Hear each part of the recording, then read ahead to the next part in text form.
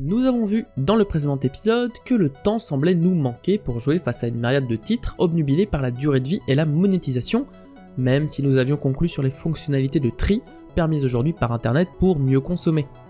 Mais même ces fonctionnalités ne vous sauveront pas face à la tendance globale du marché du jeu vidéo à transformer le jeu vidéo en service culturel plutôt qu'en produit culturel. C'est ce qu'on appelle le Game as a Service. D'où vient cette tendance et quel impact sur le monde du jeu vidéo ? C'est ce que nous allons voir dans ce deuxième épisode de notre cycle sur le temps et le jeu vidéo. Nous allons ainsi voir les abonnements, les microtransactions et les Season Pass ainsi que les dérives et l'avenir du modèle. A la base, on achète un jeu vidéo, on y joue, on le finit, on le range et on en achète un autre. Quand les jeux vidéo étaient courts, on pouvait ainsi enchaîner moult titres, parfois au détriment du pouvoir d'achat. Un modèle de jeu a pourtant changé cela. Il s'agit du modèle économique des jeux de rôle massivement multijoueurs, un genre développé essentiellement à la fin des années 90 sur la base des Multi-User Dungeons, les MUD, pour permettre à plusieurs joueurs de se retrouver dans un même univers avec un abonnement régulier. Si l'on prend le plus connu d'entre eux, World of Warcraft en 2004, un joueur assidu achète ainsi le jeu, puis paye un abonnement tous les mois, puis achète les extensions qui sortent à peu près tous les 2 ans depuis le Wrath of the Lich King en 2008, pour bénéficier des nouveautés comme des races, des classes, des zones, des nouveaux niveaux et j'en passe. Cet abonnement assure aux studios des rentrées d'argent régulières permettant de maintenir les serveurs, réaliser des mises à jour, corriger des bugs et surtout préparer des extensions avec des nouveautés pour s'assurer que les joueurs restent fidèles au titre et continuent de payer leur abonnement. Beaucoup de MMO ont ainsi fonctionné avec cette logique, même si World of Warcraft s'est révélé le plus populaire sur la durée. Il a ainsi rapporté plus d'une dizaine de milliards de dollars entre 2004 et aujourd'hui. Les abonnements sont donc une bonne manière d'avoir des rentrées d'argent régulières, mais il faut alors arriver à susciter l'engouement sur la durée pour que les joueurs ne délaissent pas le soft.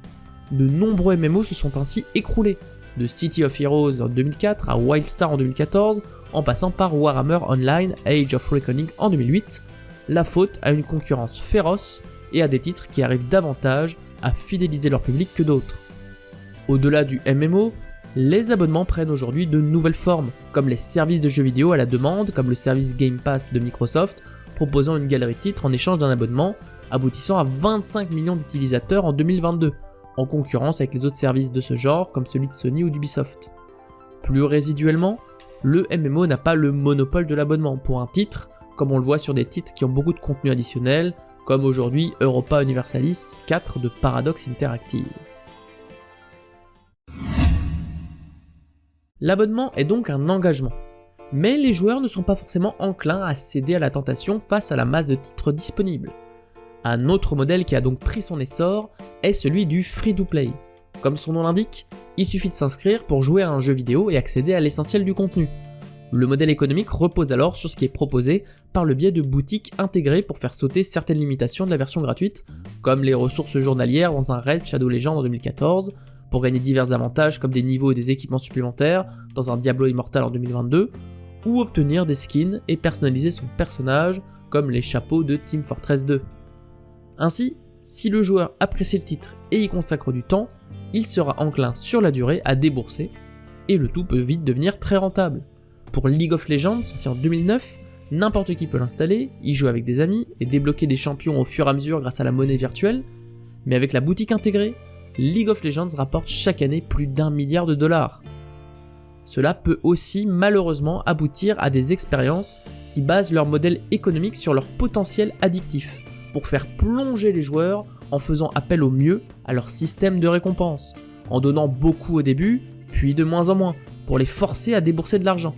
Ces techniques de prédateurs se retrouvent sur des jeux incrémentaux et autres idle games, comme Raid Shadow Legends, bloqué à l'utilisation si vous n'avez pas assez de personnages légendaires pour passer les donjons les plus complexes, ou les autres games appelés gacha, pour la collectionnite de personnages. D'autres softs, sans forcer l'aspect addictif, peuvent aussi créer de profonds déséquilibres au niveau des joueurs, surtout s'il s'agit d'un jeu de compétition multijoueur. On appelle ça péjorativement les pay to win.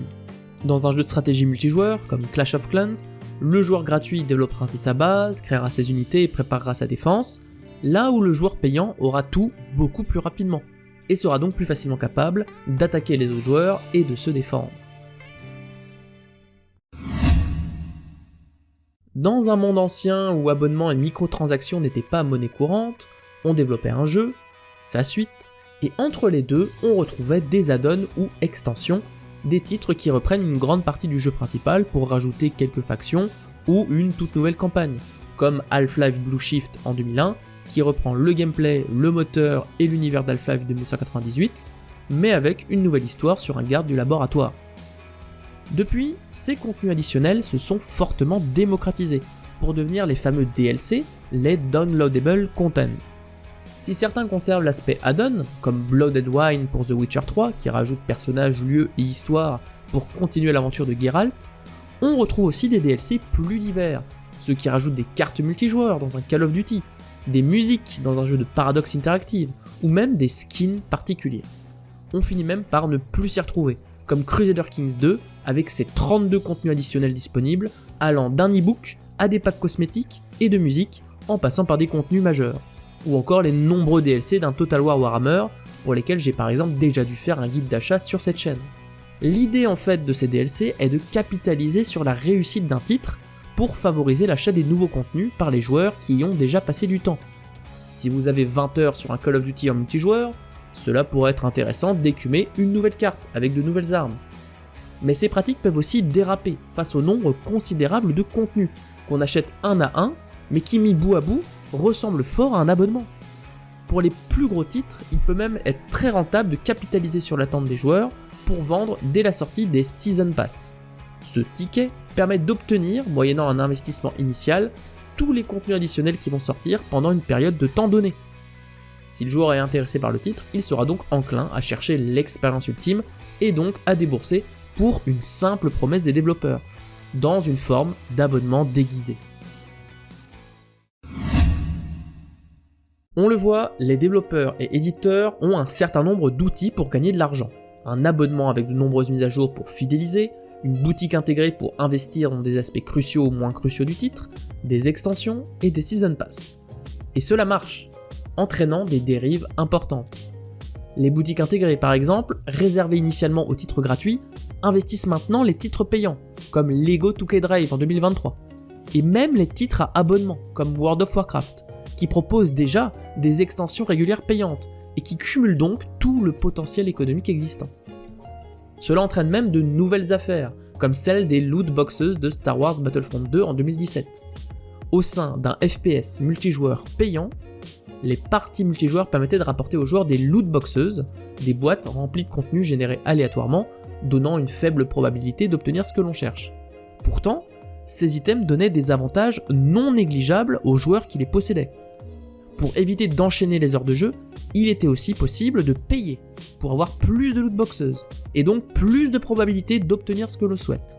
On devenait donc plus fort en payant le jeu, puis en payant des loot boxes, puis en ayant de la chance pour obtenir les items que l'on souhaite. Ce vrai jeu de hasard a entraîné une enquête de la justice belge et une grogne populaire aboutissant au retrait de ce système, preuve qu'on était quand même allé un peu trop loin. Si on combine cette tendance et l'augmentation du prix des jeux neufs, vers 70 ou même 80 € aujourd'hui, on semble se tourner vers une course au pognon. Après, entendons-nous bien, s'il est facile de critiquer le game as a service et ses logiques de pognon, les résultats sont là. Season Pass, DLC, microtransactions et abonnements rapportent gros. En 2022, plusieurs articles de presse vidéoludique citaient une étude de marché faite aux États-Unis rapportant que pour le segment non mobile du jeu vidéo, 60% des revenus venaient des DLC, microtransactions et abonnements. Ces outils augmentent la rentabilité des jeux vidéo et poussent parfois même le joueur, ayant déjà passé du temps sur un titre, à replonger le temps d'un DLC, à moins qu'avec son esprit complétionniste, il n'achète pas déjà tout le contenu d'un jeu qu'il aime bien pour en profiter au maximum. Ce n'est donc pas un modèle qui s'effondrera de sitôt, bien au contraire.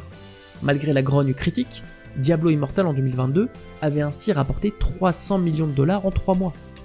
L'industrie vidéoludique reste une industrie, cherchant à faire des bénéfices et à favoriser l'engagement du joueur avec ses grands open world dont nous parlions dans le précédent épisode, pour lui vendre derrière des Season Pass, des DLC et lui donner accès à des boutiques intégrées, et c'est devenu une pratique commerciale gagnante.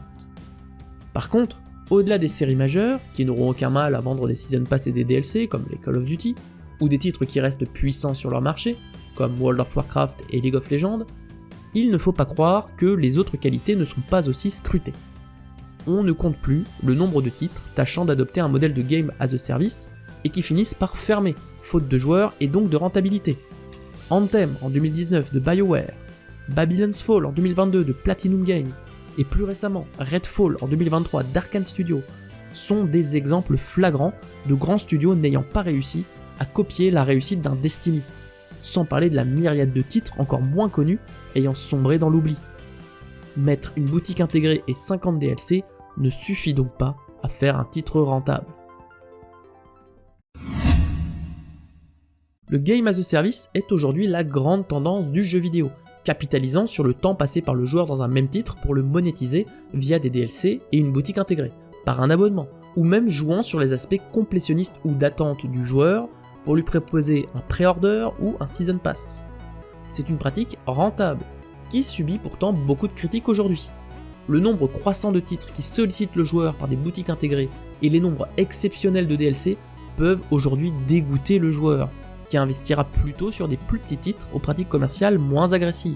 Mais il y a aussi un monde entre la réussite critique d'un World of Warcraft ou des DLC de The Witcher 3 et les échecs cuisants de Redfall et Anthem. In fine, le joueur doit encore par ses sources trier le bon grain de livret avec le tri qui lui est proposé par journalistes, vidéastes et sites de passionnés pour savoir une nouvelle fois quel jeu en vaut la peine entre argent et temps. A ce jour, rien n'indique une potentielle chute de cette tendance, mais les éditeurs et développeurs doivent peut-être augmenter la qualité de ce qu'ils proposent pour mieux satisfaire la critique, d'autant plus lorsque les titres sortent dans un mauvais état. Il ne faudrait pas, à mon sens, que les Season Pass et DLC servent à financer la fin du développement de titres buggés, car ce serait aller au-delà de graves déconvenues à la Redfall. Pour aller plus loin dans notre thème du temps et du jeu vidéo, nous verrons dans le prochain épisode de Captain Cast la question de l'engagement du joueur, de ce qui le pousse à passer du temps sur un titre.